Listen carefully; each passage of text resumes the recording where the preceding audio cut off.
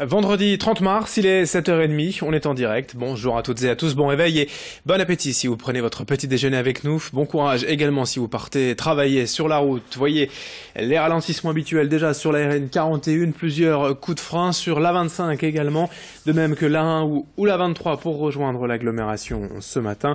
Soyez prudents et patients au volant. D'autres infos, trafic bien évidemment tout au long de nos prochaines éditions, tout au long de cette matinale.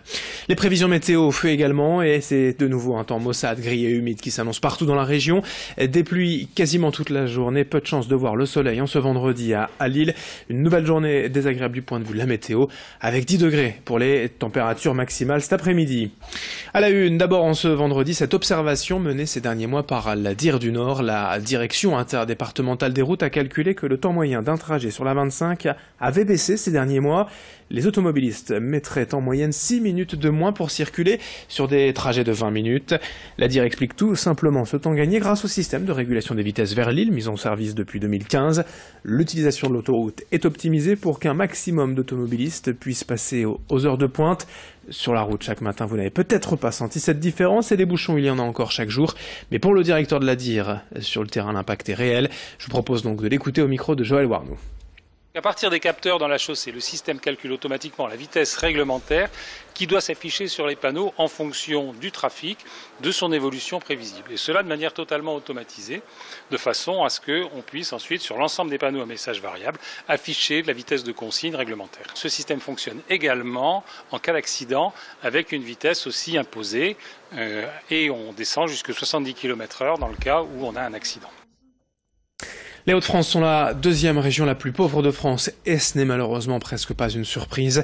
Le constat émane de l'INSEE qui vient de publier son étude annuelle sur les fragilités monétaires. Il en ressort qu'une personne sur 6 dans la région vit sous le seuil de pauvreté, c'est-à-dire avec moins de 1020 € par mois. Cela correspond tout de même à près d'1 million d'habitants et cela s'explique par plusieurs facteurs bien identifiés dans la région. Le chômage bien sûr, mais aussi l'illettrisme et le surendettement.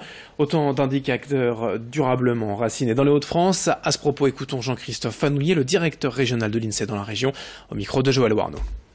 En premier, ce qui peut expliquer cette situation, c'est la situation économique de la France et de la région.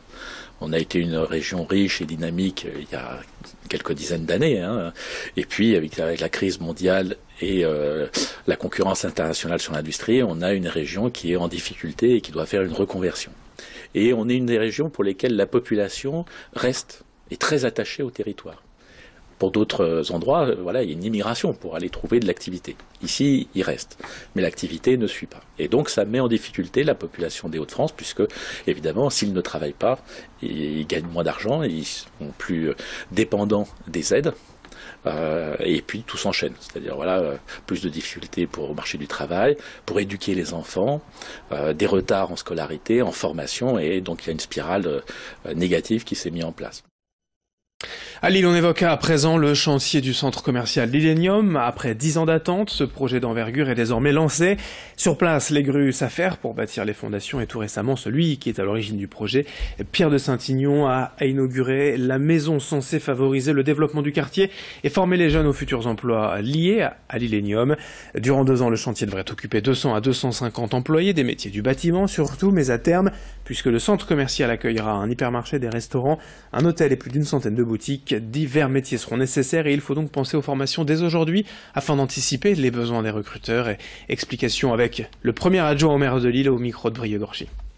Je veux lutter contre cette idée que les centres commerciaux détruiraient l'emploi local. Non, moi je veux que ce centre commercial, qui va être riche en emploi, qui va être puissant sur le plan économique, soit un élément de revitalisation de tous les quartiers qui sont autour. Plus que ça, que ce centre commercial donne naissance, parce qu'il existe, à toute une série de projets artisanaux et commerciaux tout autour.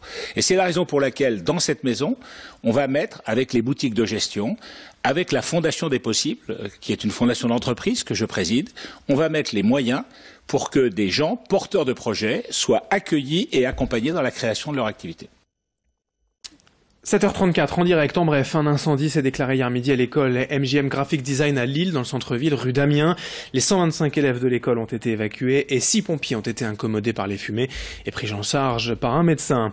À Roubaix, hier matin, vers 11h30, une patrouille de police a retrouvé le corps d'un homme dans le canal au niveau du quai de Marseille. On ne connaît pas encore l'identité de la victime, une enquête a été ouverte. Dans cette édition, également à quelques jours maintenant de la 116e édition de Paris-Roubaix, le dimanche 8 avril, nous allons comme chaque année prendre des nouvelles de ces chers pavés, l'élément essentiel de la course.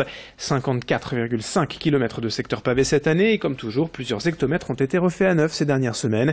Durant l'hiver, le pavement souffre des intempéries et des passages d'engins agricoles. Pour la sécurité des coureurs mais aussi pour s'assurer un beau spectacle, les élèves du lycée horticole de Reims se sont donc occupés récemment de réparer le chemin d'Élème à Aveluy, au nord de Denain. Ils vont en terminer aujourd'hui. Le secteur numéro 20 sera comme neuf. Explication sur place au micro de Joël Warneau. La reconnaissance est faite par l'association des Amis du Paris-Roubaix qui estime, qui évalue des zones à refaire. Ils les marquent au sol et nous après donc on arrive et on travaille sur ces zones qui sont marquées par les Amis du Paris-Roubaix. Ça nécessite 2 semaines de travail. Cette année-ci, le temps n'est pas de la partie. Donc du coup, on a un petit peu de mal à avancer rapidement. On est un petit peu même légèrement en retard par rapport à ce qui avait été prévu de faire. Pour finir, le sport avec le retour de la Ligue 1 ce week-end. Le LOSC reçoit donc Amiens. Match décisif pour le maintien des Lillois, évidemment en Ligue 1. C'est dimanche à 17h et à huis clos, souvenez-vous, suite aux incidents face à Montpellier. Aucun spectateur autorisé au stade Pierre-Mauroy ce dimanche après-midi pour le match Lille-Amiens.